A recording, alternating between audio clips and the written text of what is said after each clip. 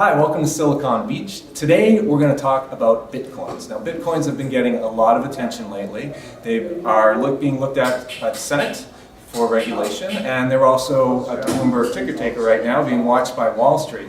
So there's been a lot of interest in it. It's volatile a little bit where the numbers go up and down. So you're kind of playing with a global currency that you're not really sure exactly where the numbers end up. I'm here with Steve Beauregard, the founder and CEO of GoCoin here in Silicon Beach. So Steve, tell me a little bit about Bitcoin, what you know of it, and how you got into this. Sure. So first of all, the way you think about Bitcoin is digital cash. So it's the cash of the internet.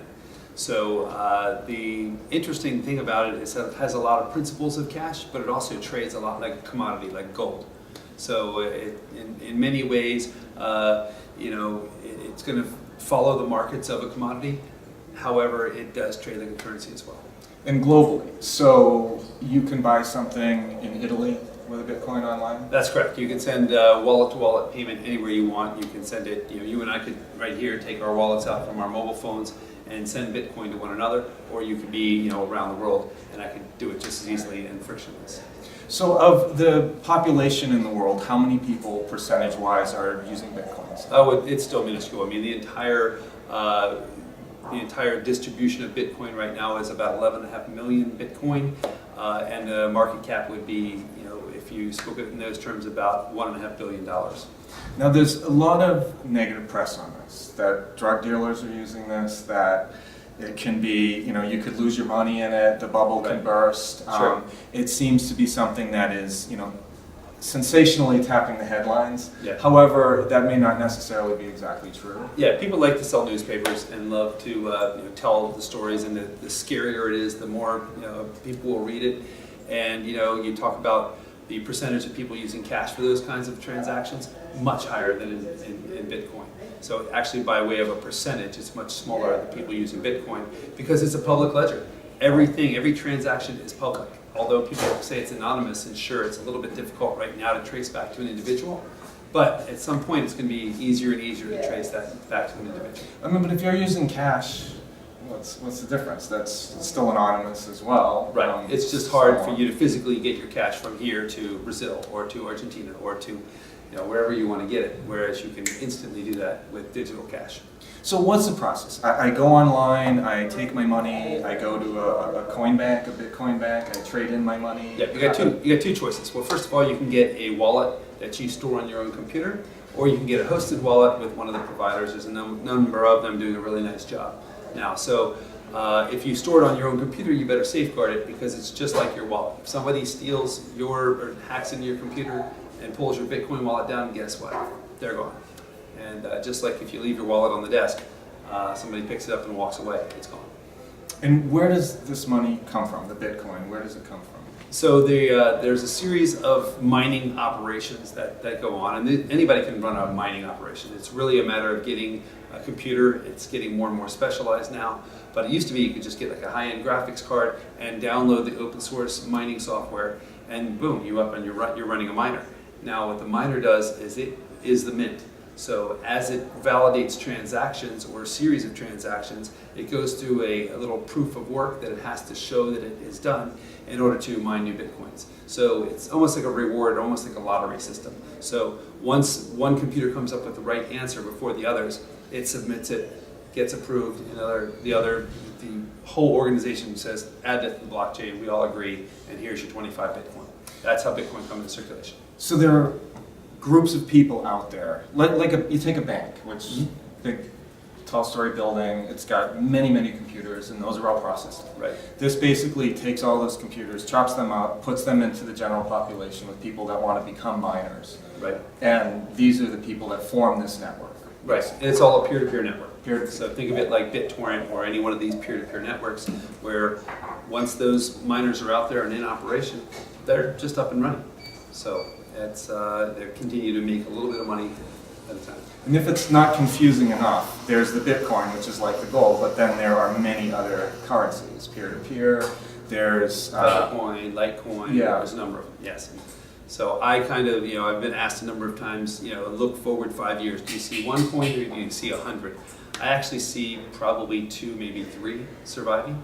I think that you'll have some coin that emerges as a more transactional type coin, where Bitcoin might be more of the storage of value. And think of it like you don't go transact in gold today. So maybe you don't transact so much in Bitcoin. Maybe there's another coin that comes about that is a little bit more evolved and more transaction based. So, but we're positioning our company to be, able to take any one of the coins on as they emerge as a legitimate player. So will you be a bank exchange for Bitcoins? Will you be something that brokers them? We work with merchants. How does GoCoin exactly reach the consumer? Yeah, GoCoin is going to be a payment processor. So if you picture getting to the checkout cart where you see Visa, MasterCard, American Express, GoCoin. So right along those at checkout, we're going to take that as a payment method.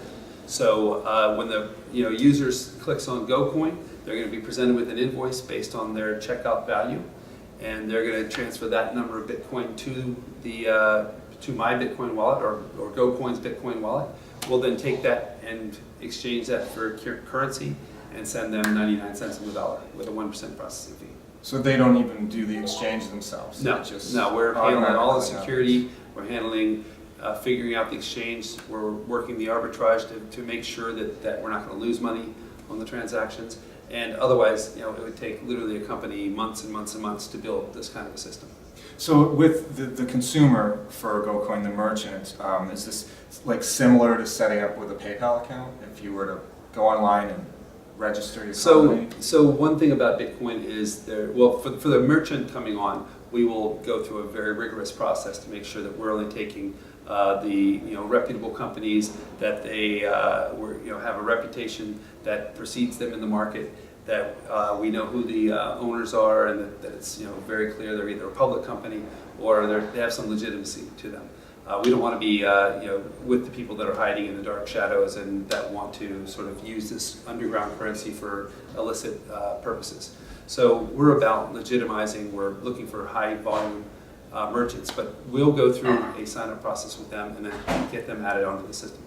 For the consumer that wants to shop on one of these sites, they can either shop anonymously, which they're free to do, and they obviously are going to have to tell the merchant where they want their goods shipped, or exactly what their process is. That's really up to them.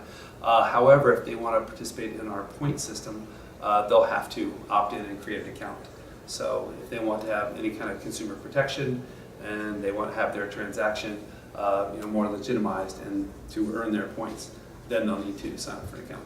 Do I already have to have a wallet and say I want to buy from a company that has GoCoin?